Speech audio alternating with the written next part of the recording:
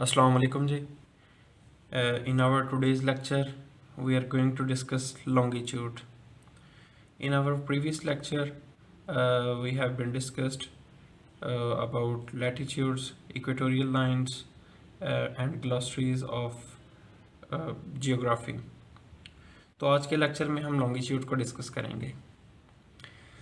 हमारी दुनिया को सेंटर में वर्टिकली एक लाइन पास करती है जिसको ज़ीरो लॉन्गिट्यूड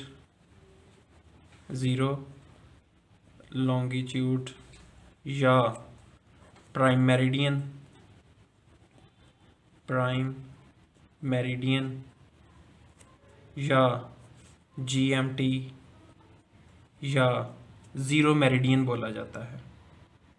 सबसे पहले लॉन्गिट्यूड्स होते क्या हैं और ये कितने होते हैं। लॉन्गिट्यूड्स हमारे पास वर्टिकल लाइंस होती हैं। लैटिट्यूड्स के बारे में हमने पढ़ा था कि वो पैरेलल लाइंस होती हैं, लेकिन लॉन्गिट्यूड्स हमारे पास वर्टिकल लाइंस होती हैं और ये टोटल 360 होती हैं। लॉन्गिट्यूड्स हमारे पास 360 होते हैं। 180 डिग्री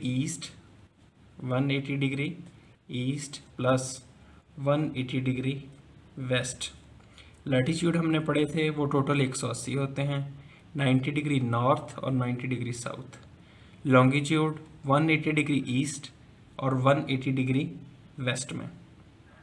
अब सबसे पहले हमने देख लिया prime meridian, GMT, zero longitude. अक्सर पूछा जाता है जीएमटी कब इस्टेब्लिश हुई, तो वो 1884 ग्रीनिच मीन टाइम जिसको बोला जाता है, ग्रीनिच मीन टाइम। अब ये ग्रीनिच क्या है?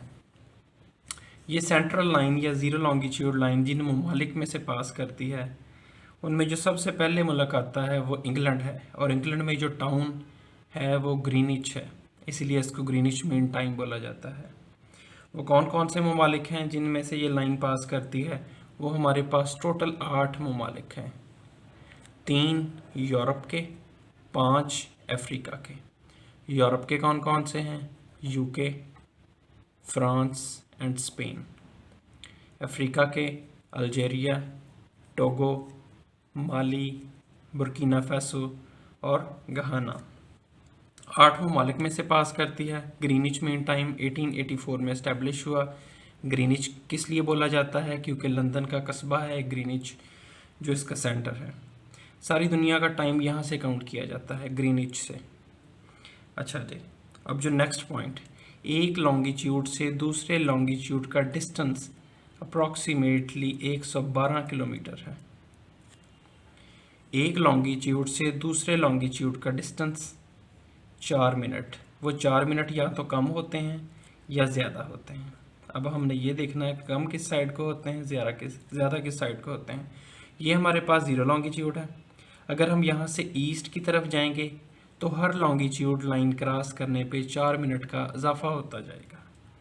अगर हम वेस्ट की जानब मूव करेंगे तो हर लाइन क्रॉस करने पर 4 मिनट माइनस होते जाएंगे।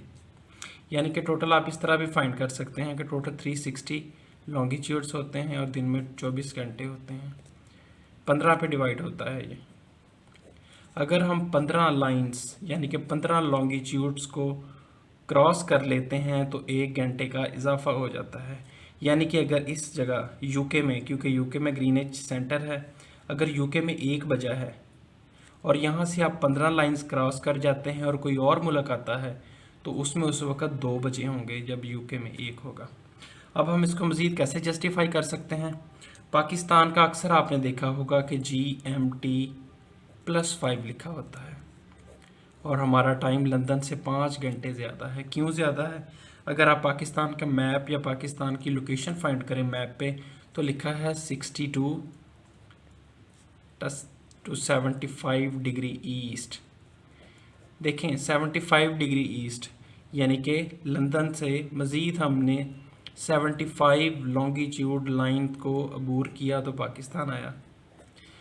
अब 5 15 पे डिवाइड करें तो 5 आता है, तो 5 घंटे का फ़र्क है हमारा लंदन से। 5 घंटे पाकिस्तान का टाइम ज़्यादा है किससे? लंदन से। इसी तरह अगर हम वेस्ट की जानब मूव करेंगे तो उतने 4 मिनट कम होते जाएंगे और उस हिसाब से आप टाइम फाउंड करेंगे। अच्छा जी, इसी तरह हम देखते हैं कि बांग्लादेश हमसे आगे है, इंडिया हमसे आगे है, और बांग्लादेश का टाइम इसीलिए पाकिस्तान के टाइम से 1 घंटा ज़्यादा है और इंडिया का टाइम हमसे आधा घंटा ज़्यादा है।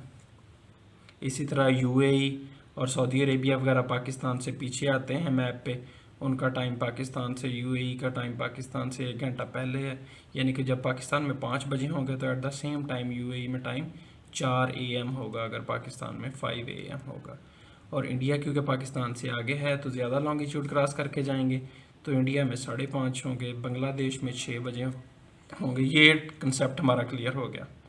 अब जो नेक्स्ट हम कंसेप्ट एक पढ़ेंगे वो है इंटरनेशनल डेट लाइन। हमारे मैप पे 180 डिग्री पे एक लाइन, इमेजिनरी लाइन है जिसको इंटरनेशनल डेट लाइन बोला जाता है। इसको अगर हम वेरी सिंपल करें तो इसका जस्ट ये इफ़ेक्ट है इंटरनेशनल डेट लाइन का, जो हमारे काम का है कि इंटरनेशनल डेट लाइन जब एक बंदा क्रॉस कर लेता है तो पूरे 24 घंटे का फ़र्क आ जाता है।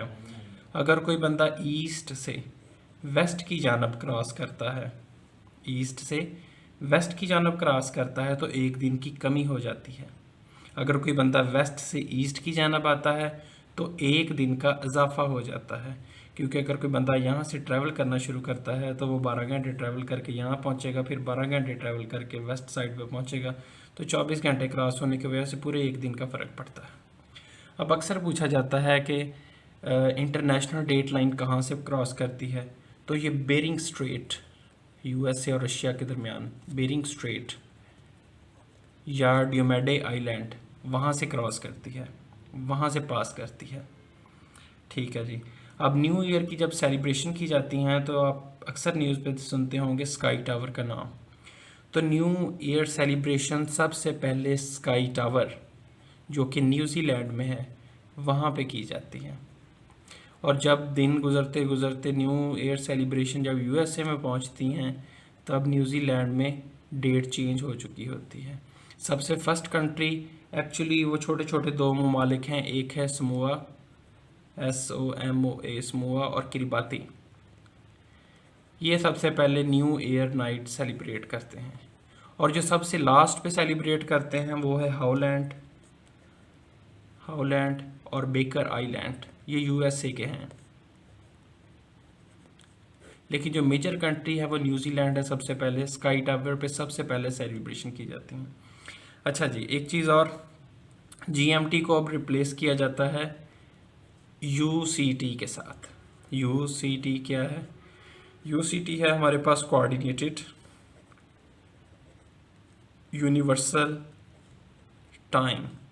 इसे अडॉप्ट किया गया है, अब GMT की जगह पे। GMT कब?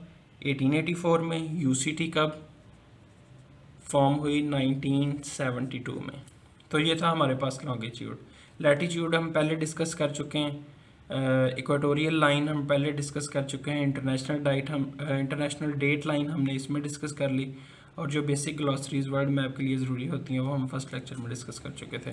तो नेक्स्ट लेक्चर में इंशाल्लाह हम लॉन्गिट्यूड और लैटिट्यूड को इकट्ठा ड्रा करेंगे और ये चीज़ें एक दफ़ा सारी इकट्ठी पढ़ेंगे।